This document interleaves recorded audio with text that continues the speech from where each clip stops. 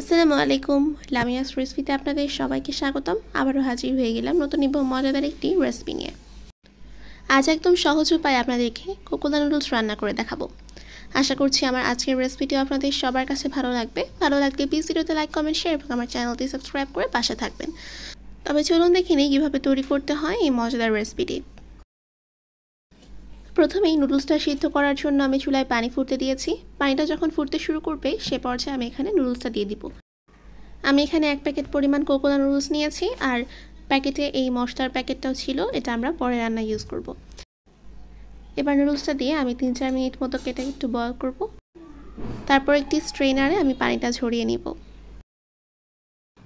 এবারে আমি সরাসরি রান্নায় চলে আসলাম। রান্নার জন্য চুলায় আমি একটি প্যান বসিয়ে নিয়েছি এবং তাতে দিয়ে দিচ্ছি 2 টেবিল চামচ পরিমাণ সয়াবিন তেল। এবার একটা বাটিতে আমি ডিম ফেটে নিয়েছি। ডিমটাকে আমি একটু লবণ দিয়ে বিট করে নিচ্ছি। এবার আমি ডিমটা তেলের ভিতর দিয়ে দিলাম।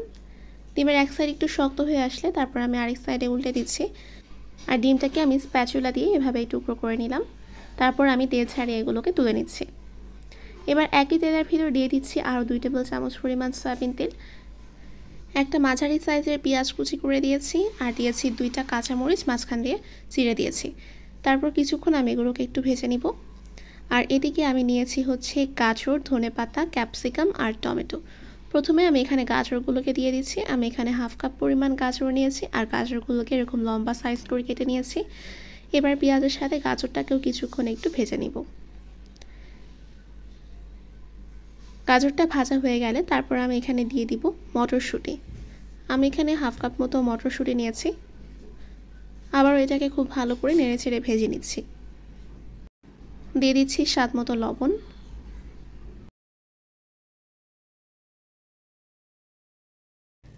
কিছুক্ষণ ভেজে নেওয়ার পর এ পর্যায়ে আমি এখানে ক্যাপসিকামটা অ্যাড করে দিচ্ছি, আর দিয়ে দিচ্ছি টমেটো। ক্যাপসিকাম আমি এখানে হাফ কাপ মতো নিয়েছি, আর টমেটোও নিয়েছি হাফ কাপ। আর ক্যাপসিকাম আর টমেটো দুইটাই আমি একটু লম্বা সাইজ করে কেটে নিয়েছি। আমি এখানে সবুজ ক্যাপসিকামটা নিয়েছি, আপনারা চাইলে আরও অন্য কালার নিতে পারেন। তারপর আমি আবারও এগুলোকে নেড়েচেড়ে ভালো করে ভেজে নিচ্ছি। নুডলসের সাথে যে মশলাটা দিয়েছিল সেই মশলাটা আমি এবার এখানে অ্যাড করে দিচ্ছি। তারপর আবারও খুব ভালো করে মিশিয়ে নিব।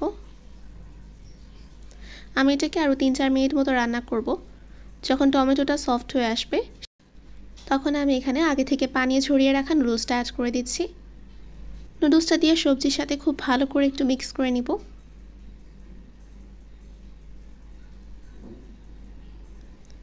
মিশানো হয়ে গেলে তারপর আমি এখানে আগে থেকে ভেজে তুলে রাখা ডিমগুলো অ্যাড করে দিলাম, আর দিয়ে দিচ্ছি 2 টেবিল চামচ পরিমাণ ধনেপাতা কুচি, আর দিয়ে দিচ্ছি হাফ চা চামচ পরিমাণ কালো গোলমরিচের গুঁড়া। আবারও খুব ভালো করে মিশিয়ে নিচ্ছি। আর আপনাদের যদি লবণের প্রয়োজন হয় এই পর্যায়ে কিন্তু স্বাদ বুঝে লবণটাও অ্যাড করে দিবেন। আর আমার নুডলসটা কিন্তু প্রায় হয়ে এসেছে। আমি এটাকে আর 2-3 মিনিটের মতো রান্না করব, তারপর আমি এটাকে নামিয়ে ফেলব।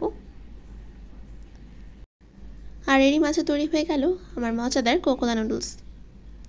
দেখতেই পাচ্ছেন এটা দেখতে কতটা ইয়ামি লাগছে, খেতেও কিন্তু অনেক মজার হয়েছিল।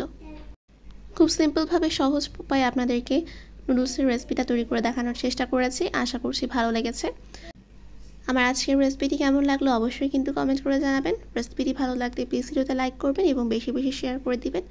এবং এ ধরনের পারফেক্ট নতুন এবং মজাদার রেসিপি পেতে এখনই আমার চ্যানেলটি সাবস্ক্রাইব করে নোটিফিকেশন বেলটিও কিন্তু অন করে রাখবেন। তো আজকে এই পর্যন্তই। আপনাদের সবাইকে ধন্যবাদ আমার ভিডিওটি শুরু থেকে শেষ পর্যন্ত দেখার জন্য। সবাই ভালো থাকবেন। ফিরে আসবো আবারও নতুন কোনো রেসিপি নিয়ে। আল্লাহ হাফেজ।